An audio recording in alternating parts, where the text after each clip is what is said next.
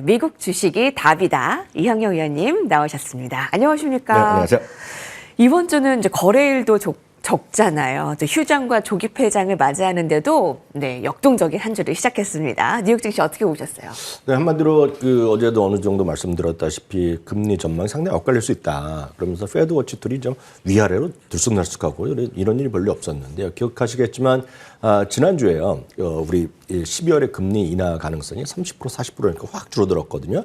근데 주말에 한마디, 오늘 또 한 연준 관련 인사가 또 한마디 하면서 지금은 또 30%, 70%가 또 내서 지금 현재 리얼타임 보면 화면에 나오면 82%까지 올라갑니다. 그래서 그만큼 금리에 대한 전망이 엇갈리는데 여하튼 오늘 금리가 이렇게 12월에 금리 인하 가능성이 80%까지 된다고 하니까 일주일 전인가 완전히 딴판이죠. 그러다 보니 전반적으로 분위기가 싹 좋아졌고 금리에 민감한 것이 가장 큰 것이 러셀 2000이나 나스닥 이런 것들이거든요. 그러니까 러셀 2000이 오늘 퍼센트로 보면 제일 많이 올라갔고요.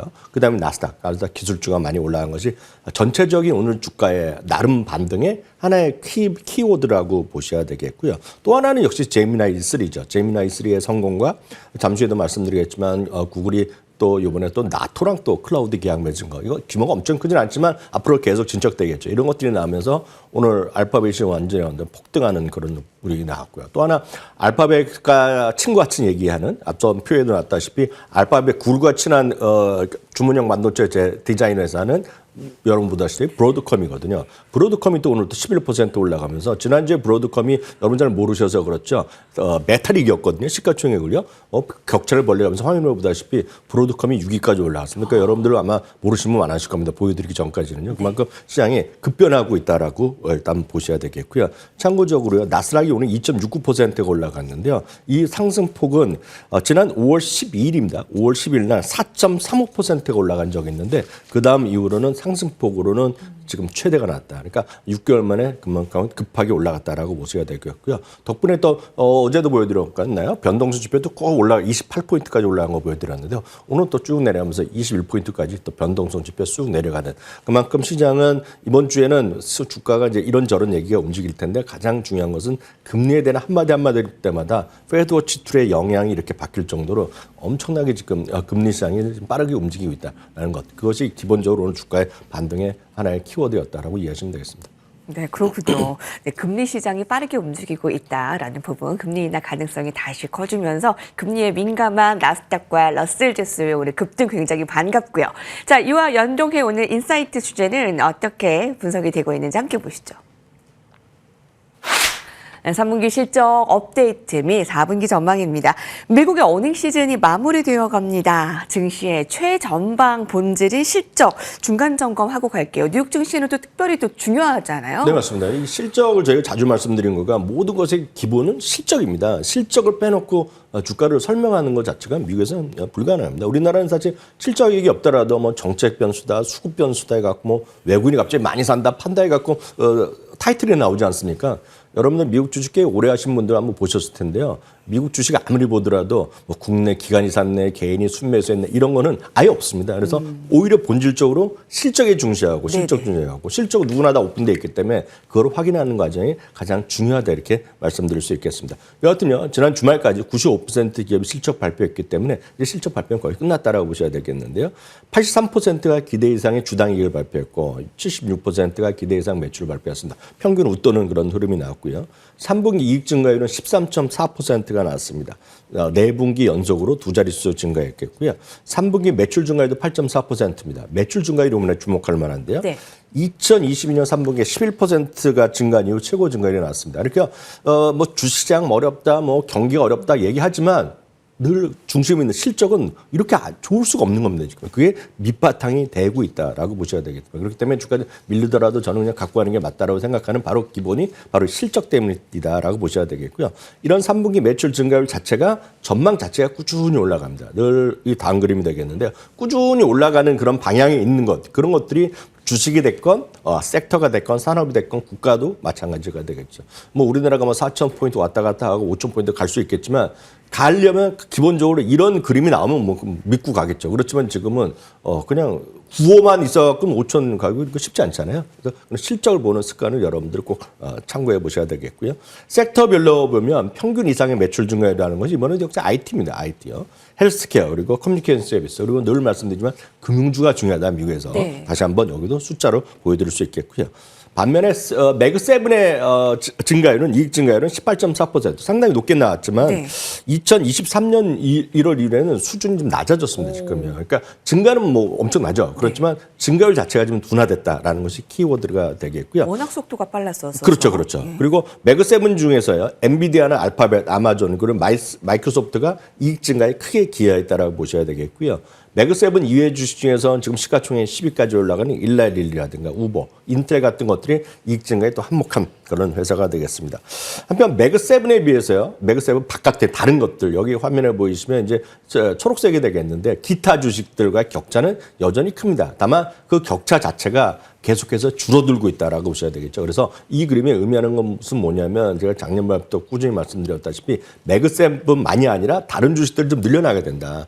섹터도 마찬가지예요. 그래서 좀 분산 투자가 이 그림을 통해서도 확인하실 수 있다라고 보셔야 되겠고요. 섹터별로 보더라도 전체적인 추이 보면 확실하게 차이가 나고 있다라고 보셔야 되겠습니다. 특히 4분기 이익 증가의 전망 섹터로 보면 역시 IT가 뭐 압도적인 건 맞겠고요. 네. 역시 이번에도 두 번째는 금융입니다. 그래서 계속 말씀드리지만 금리 인하 이렇게 좀 외우시면 되겠습니다. 금리 인하, 미국의 금리 인하는 금융주다. 그래서 금융주가 없으신 분은 뭐라도 하나, 예를 들어 ETF 같은 게 좀 편안하겠죠? 금융 ETF 같은 걸 좀 관심 있는 거 한두 개 정도는 갖고 가는 것이 여러분들의 성장주만 갖고 있는 분들한테 나중에 좀 최근에 또 11월 들어서 지난 주말까지도 별로 좋지 않았지 않습니까? 그래서 금융주를 갖고 가는 것이 필수적이라고 보셔야 되겠고요.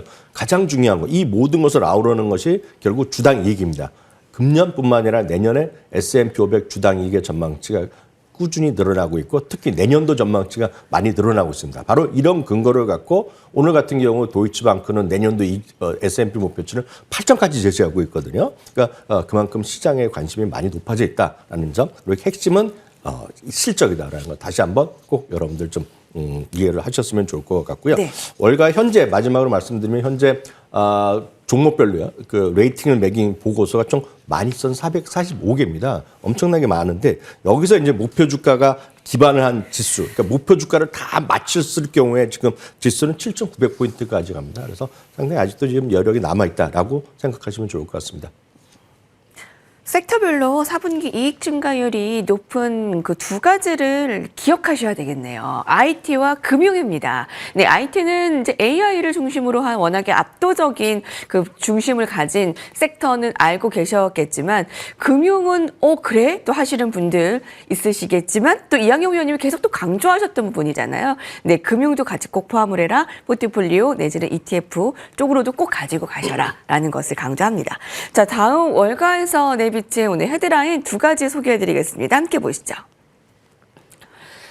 M7 주식 중에 최후의 생존자 두 개는 오늘 마켓워치에 따르면 이 두 가지 종목 매그니피센트 7 주식은 AI 거품론 속에서도 가장 강력한 생존자가 될 수 있습니다.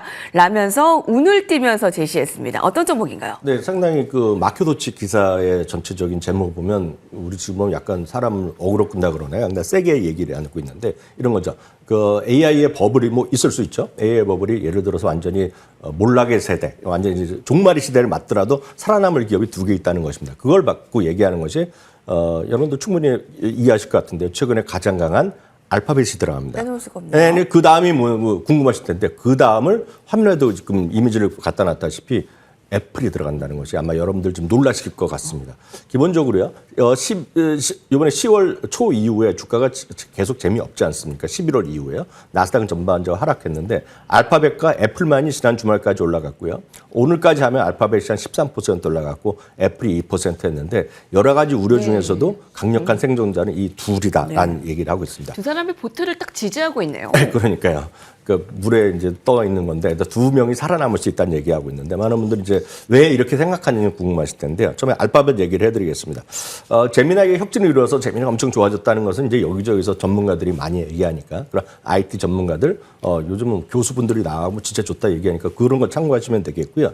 중요한 것은 그만큼 지금 시장에서 인기를 끌고 있다라고 보셔야 되겠습니다. 그래서 참고적으로 여러분들 좀 그런 거 해보신 분 아실 텐데요.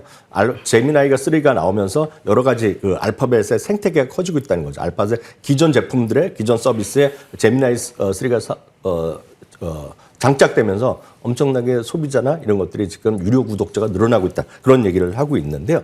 자본 지출을 얘기 많이 하고 있는데요. 자본 지출이 가장 많이 이 매그7 중에서 충분히 돈을 벌어갖고 쉽게 얘기해서 요즘 대출을 별로 하지도 않고 나서도 자기 돈을 할 수 있는 기업이 바로 알파벳이라는 얘기하고 있겠고. 이번에 그래서 순다이 피차이가 이런 얘기한 거 아닙니까? 여러분들 지금 투자 많이 하고 이렇게 하면 나중에 버블이 돼서 터질 수도 있다 얘기하고 있는 것은 함부로 투자하지 말란 경고의 몽신도 마찬가지거든요. 나는 할 수 있는데 너희들은 쉽지 않을 수 있다. 그런 얘기를 하는 거고 그것은 자신감을 피력했다라고 보셔야 되겠습니다. 그래서 이제 많은 분들이 이런 얘기하죠. 작년 말 그리고 올해 초만 하더라도 구글의 시대는 끝냈다 얘기하고 검색 시장 죽었다고 얘기했는데 이번에 실적에서도 보여줬고 검색이 오히려 풍부해지면서 오히려 점유율이 커지고 있다는 것을 얘기하고 있습니다. 그래서 알파벳의 생태계 얘기가 요즘 많이 나옵니다. 그래서 많은 분이 여러 번 들어보셨을 때가 애플의 생태계 많이 들어보셨잖아요. 에코시스템이라는 표현을 쓰고 있는데 지금 미국에서 일부는 애플조차 알파벳의 구글의 생태계에 들어왔다는 얘기를 하거든요. 네. 그래서 알파벳이 오늘 시가총액이 3조 8천억 달러입니다. 그래서 그 애플과의 가격차가 5%밖에 안 나는데 제가 봤을 때 애플과의 자리 바꾸면 뭐 시간 문제가 아닐까 싶습니다. 지금 월가의 분위기를 보고 있겠고요.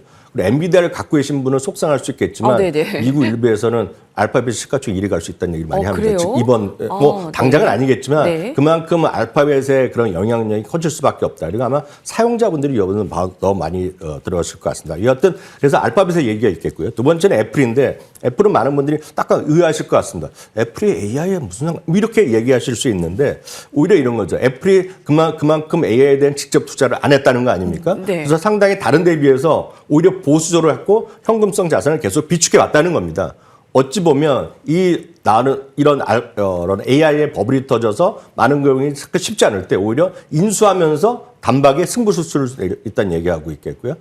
애플은 아시다시피 챗GPT랑도 일하고 이번에 제미나이도 일하면서 너희들이 다 돈 내고 도운 거를 우리 기계에서 쓰겠다는 거고 기계에 쓸 때 우리 장착해주면서 알파벳에서 돈을 바꾸고 일을 하는 거 아닙니까? 그만큼 애플의 전략이 지금 와서 보니까 아주 현명한 전략 했다는 얘기하면서 오히려 애플과 알파벳이 AI 버블이 혹시 종말이 와더라도 살아남을 수 있는 두 개의 기업으로 선정됐다는 거. 혹시 마켓워치 기사 이렇게 공부하실 분들은 찾아보시면 아주 흥미로운 기사이기 때문에 여러분 충분히 오늘 공부할 필요가 있는 기사라서 소개해드렸습니다. 네. 단어 표현이, 그러니까 기사의 표현에 따르면 AI 종말이 혹시 오더라도 두 가지 종목이 살아남는다.